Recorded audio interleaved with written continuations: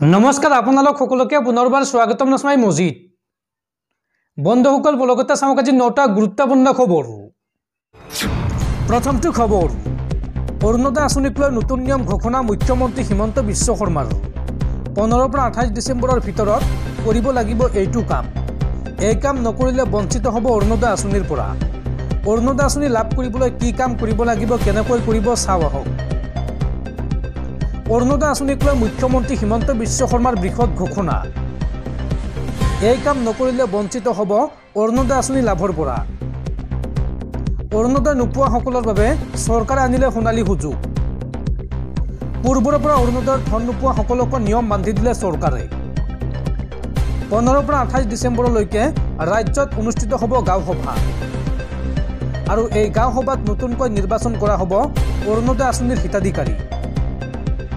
গাঁও সভাত গৈ অৰুণোদয় লাভৰ বাবে দিব লাগিব নাম আৰু নাম দিয়াৰ পিছতে হিতাধিকাৰী বাছনি কৰিব চৰকাৰে।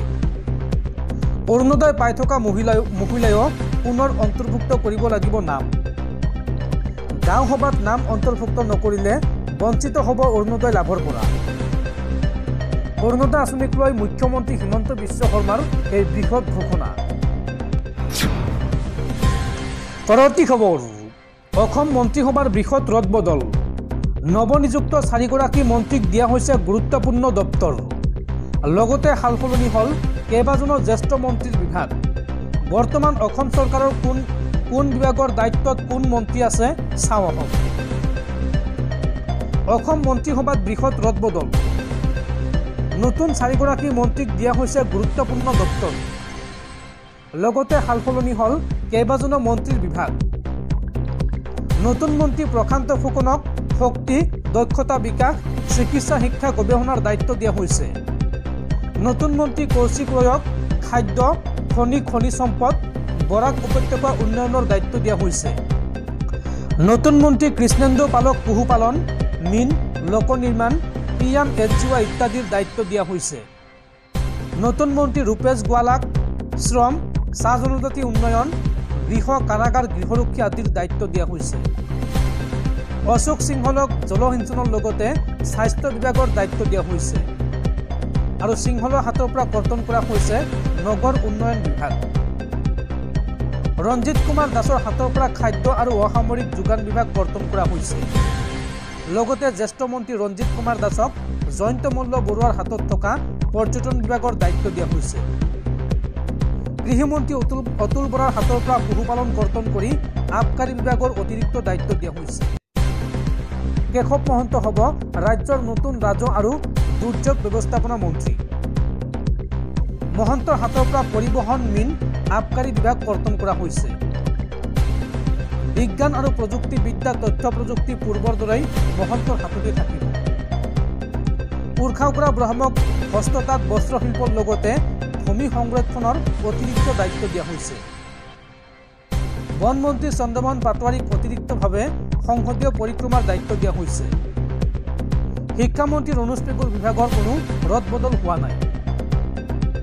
ৰাজহ বিভাগ কৰ্তন কৰি যোগেন মোহনক পৰিবহণ আৰু সমবায়ৰ দায়িত্ব দিয়া হৈছে। পাৰ্বত্য এলেকা উন্নয়ন, জনগোষ্ঠীয় বিশ্বাস বিভাগো থাকিব মোহনৰ হাতত। আৰু লগতে বিত্তমন্ত্ৰী অজন্তা নেওগৰ বিভাগৰ কোনো ৰদবদল হোৱা নাই। আৰু বৰ্তমান মন্ত্ৰী পীযুষ হাজৰিকাৰ হাতত আছে তথ্য আৰু জনসংযোগ বিভাগ, লগতে জলসম্পদ বিভাগ।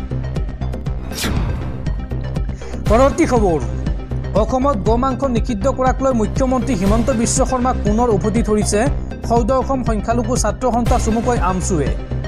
আমছুৰ মন্তব্য, মুছলমানে কি খাব কি নাখাব তাক কোৱাৰ অধিকাৰ হিমন্ত বিশ্ব শৰ্মাৰ নাই আৰু গোমাংস ৰপ্তানি কৰা কোম্পানীৰ স্বত্বাধিকাৰীজন হিন্দু, কিন্তু সেই কোম্পানী বন্ধ কৰিব নোৱাৰে হিমন্ত বিশ্ব শৰ্মাই। এই মন্তব্য আমছুৰ। মুছলমানৰ নাম লৈ হিন্দু মানুহে বিশেষ মাংস ৰপ্তানি কৰি আছে, অৰ্থাৎ গোমাংস ৰপ্তানি কৰি আছে। এই বিস্ফোৰক অভিযোগ তুলি হিমন্ত বিশ্ব শৰ্মাক প্ৰত্যুত্তৰ আমছুৰ। গোমাংস ৰপ্তানিৰ ক্ষেত্ৰত তৃতীয় স্থানত আছে ভাৰতবৰ্ষ। তাক কিয় বাধা দিব নোৱাৰে হিমন্ত বিশ্ব শৰ্মাই? মুছলমানে কি খাব তাক কোৱাৰ অধিকাৰ নাই হিমন্ত বিশ্ব শৰ্মাৰ। কলমৰ জৰিয়তে হিমন্ত বিশ্ব শৰ্মাক উত্তৰ দিব মুছলমানে। হিমন্ত বিশ্ব শৰ্মাৰ অন্যায় মানি নলয় মুছলমানে। IAS IPSৰ উজনি অসমলৈ যাব মিয়া মুছলমানসকল। একোখন জিলাৰ নেতৃত্ব দিব মিয়াৰ সন্তানে। মুছলমানসকল কাৰো গোলাম নহয়, এইখন ভাৰতৰে নাগৰিক। মাদ্ৰাছা শিক্ষা শেষ কৰিব নোৱাৰে হিমন্ত বিশ্ব শৰ্মাই। শ্ৰীৰামপুৰৰ পৰা মেঘালয়লৈ গুৰু যোৱাত কিয় বাধা দিব নোৱাৰে হিমন্ত বিশ্ব শৰ্মাই। গোমাংসৰ নিষিদ্ধক লৈ হিমন্ত বিশ্ব শৰ্মাক এই প্ৰত্যুত্তৰ আমচুৰ। দৰ্শকসকল আৰু বহুতো গুৰুত্বপূৰ্ণ খবৰ আছে। তাৰ আগতে আপোনাক জনাওঁ যে যদি আপুনি এতিয়ালৈকে এইটো ভিডিঅ'ত লাইক কৰা নাই তেন্তে এতিয়াই ভিডিঅ'টোত লাইক কৰি দিয়ক। আৰু এনেকুৱা ধৰণৰ ভিডিঅ'সমূহ নিতৌ চাবলৈ চেনেলটো ছাবস্ক্ৰাইব কৰি কাষত থকা বেল আইকনটো প্ৰেছ কৰি ৰাখক। পৰৱৰ্তী খবৰ, RBI অৰ্থাৎ ভাৰতীয় ৰিজাৰ্ভ বেংকত নিযুক্তি দিয়া হ'ল নতুন গভৰ্ণৰ।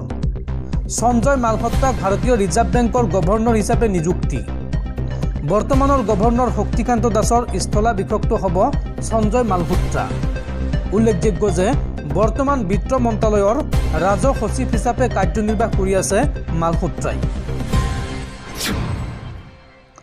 পৰৱৰ্তী খবৰ, গুৰু শিষ্যৰ পবিত্ৰ সম্পৰ্কত পুনৰ কালিমা সানিলে এইগৰাকী লম্পট প্ৰধান শিক্ষক অনিল চন্দ্ৰ নাথে।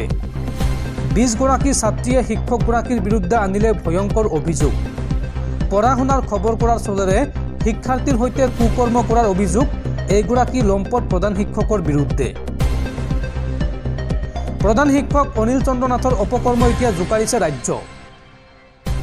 অনিল চন্দ্ৰ নাথৰ বিৰুদ্ধে শিক্ষাৰ্থীক যৌন নিৰ্যাতন চলোৱাৰ অভিযোগ। 20 গৰাকী ছাত্ৰীয়ে প্ৰধান শিক্ষকৰ বিৰুদ্ধে আনিলে ভয়ংকৰ অভিযোগ। পঢ়া শুনাৰ খবৰ কৰাৰ চলেৰে ছাত্ৰীক যৌন নিৰ্যাতন চলোৱাৰ অভিযোগ। অনিল চন্দ্ৰ নাথৰ বিৰুদ্ধে বিদ্যালয়ৰ ভিতৰতো ছাত্ৰীক নিৰ্যাতন চলোৱাৰ অভিযোগ। মৰিগাঁৱৰ দলৈচোৱাত সংঘটিত হৈছে এই ভয়ংকৰ ঘটনা। উল্লেখযোগ্য যে এবছৰ পূৰ্বে বিদ্যালয়খনত যোগদান কৰিছিল এইগৰাকী শিক্ষক অনিল চন্দ্ৰ নাথে। পৰৱৰ্তী খবৰ, মেট্ৰিক পাছ কৰা শিক্ষাৰ্থীলৈ ভাল খবৰ। 11 ডিচেম্বৰৰ পৰা প্ৰদান কৰা হ'ব আনন্দৰাম বৰুৱা বঁটা। HSLCত 75% বা ততোধিক নম্বৰ লাভ কৰা শিক্ষাৰ্থীয়ে লাভ কৰিব এই বঁটা। চলিত শিক্ষাবৰ্ষত 26,969 গৰাকী শিক্ষাৰ্থীয়ে লাভ কৰিব এই বঁটা। লগতে 11 ডিচেম্বৰত প্ৰদান কৰা হ'ব ডক্টৰ বাণীকান্ত কাকতি বঁটা। আজিৰ দিনটোত এই বৃহৎ ঘোষণা কৰিছে ৰাজ্যৰ শিক্ষামন্ত্ৰী ডক্টৰ ৰণোজ পেগুৱে। পৰৱৰ্তী খবৰ, বিশ্ববাসীলৈ ভাল খবৰ। জাপানে মুকলি কৰিলে হিউমেন ৱাশ্বিং মেচিন। মাত্ৰ 15 মিনিটৰ ভিতৰত এগৰাকী ব্যক্তিৰ শৰীৰ পৰিষ্কাৰ কৰাৰ লগতে শুকুৱাই দিব এই মেচিনে। পৰৱৰ্তী খবৰ, এইগৰাকী মাতৃ আৰু কন্যালৈ মন কৰক। কন্যা সন্তান জন্ম দিয়াৰ বাবে এদিন ঘৰৰ পৰা উলিয়াই দিয়া হৈছিল এইগৰাকী মাতৃক। আৰু আজি সেইগৰাকী কন্যা দীক্ষা চৰকাৰ হ'ল এছিয়াছ অফিচাৰ। লাভ কৰিলে 8 নম্বৰ স্থান। অংগনবাড়ী কৰ্মী মাতৃক গৰ্বিত কৰিলে এইগৰাকী দীক্ষাই। পৰৱৰ্তী খবৰ, দেশৰ ভিতৰত থকা পাকিস্তানী সমৰ্থকক হুংকাৰ মুখ্যমন্ত্ৰী হিমন্ত বিশ্ব শৰ্মাৰ। পাকিস্তান তথা পাকিস্তানী ক্ৰিকেট দলৰ সমৰ্থকৰ অন্ধ অনুকৰণ আমি বন্ধ কৰিব লাগে। ধৰ্মীয় গোড়ামীৰ ভিত্তিত নিৰ্মাণ হোৱা দেশে সংখ্যালঘুক সুৰক্ষা দিব নোৱাৰে। বাংলাদেশত হিন্দুৰ ওপৰত হোৱা অত্যাচাৰক লৈ মুখ্যমন্ত্ৰী হিমন্ত বিশ্ব শৰ্মাৰ এই মন্তব্য। দেশৰ ভিতৰত থকা পাকিস্তানী সমৰ্থকক হুংকাৰ মুখ্যমন্ত্ৰীৰ। পাকিস্তান তথা পাকিস্তানী ক্ৰিকেট দলৰ সমৰ্থকৰ অন্ধ অনুকৰণ আমি বন্ধ কৰিব লাগে। পাকিস্তান বাংলাদেশ আদিৰ দৰে দেশে ভাৰতৰ পৰা বহুত শিকিব লগা আছে। ধৰ্মীয় গোড়ামীৰ ভিত্তিত নিৰ্মাণ হোৱা দেশে সংখ্যালঘুক সুৰক্ষা দিব নোৱাৰে। ধৰ্ম নিৰপেক্ষতাৰ উৎকৃষ্ট নিদৰ্শন দাঙি ধৰে আমাৰ দেশ ভাৰতে। বাংলাদেশত হিন্দুৰ ওপৰত হোৱা অত্যাচাৰক লৈ মুখ্যমন্ত্ৰী হিমন্ত বিশ্ব শৰ্মাৰ এই প্ৰতিক্ৰিয়া। বাংলাদেশত হিন্দুৰ ওপৰত হোৱা অত্যাচাৰে আমাক বেদনাসিক্ত কৰি তুলিছে। আগতে পাকিস্তানত হিন্দুৰ ওপৰত অত্যাচাৰ হৈছিল আৰু এতিয়া বাংলাদেশত হৈছে। পাকিস্তান বাংলাদেশ আদি দেশে আমাক সুৰক্ষা প্ৰদান কৰিব নোৱাৰে। এই মন্তব্য হিমন্ত বিশ্ব শৰ্মাৰ। পৰৱৰ্তী খবৰ, ৰাজ্যৰ ৰান্ধনী সহায়িকালৈ ভাল খবৰ। শীঘ্ৰে ৰান্ধনী সহায়িকাৰ দৰমহা বৃদ্ধিৰ সম্ভাৱনা। ৰান্ধনী সহায়িকাসকলৰ দৰমহা ৬,০০০ টকালৈ বৃদ্ধিৰ সম্ভাৱনা। আৰু এই সন্দৰ্ভত শিক্ষামন্ত্ৰীৰ সৈতে ৰান্ধনী সহায়িকাৰ সন্থাৰ বৈঠকত ডাঙৰ সিদ্ধান্ত লোৱা হৈছে। ৰান্ধনী সহায়িকাৰ মাহেকীয়া মাননি অৰ্থাৎ দৰমহা ৬,০০০ টকালৈ বৃদ্ধি কৰাৰ প্ৰস্তাৱ লোৱা হৈছে। আৰু লগতে প্ৰতি মাহে নিয়মিতভাৱে ৰন্ধনকৰ্মীসকলৰ মাননি প্ৰদানৰ সিদ্ধান্ত লোৱা হৈছে। ব্যক্তিগত প্ৰতিষ্ঠানক গটোৱা নহয় বুলি আশ্বাস প্ৰদান কৰিছে শিক্ষামন্ত্ৰীয়ে। আজি জনতা ভৱনত শিক্ষামন্ত্ৰী ৰণোজ পেগুৰ সৈতে অনুষ্ঠিত হৈছিল এই গুৰুত্বপূৰ্ণ বৈঠক। আৰু এই বৈঠকত লোৱা হৈছে এইসমূহ সিদ্ধান্ত।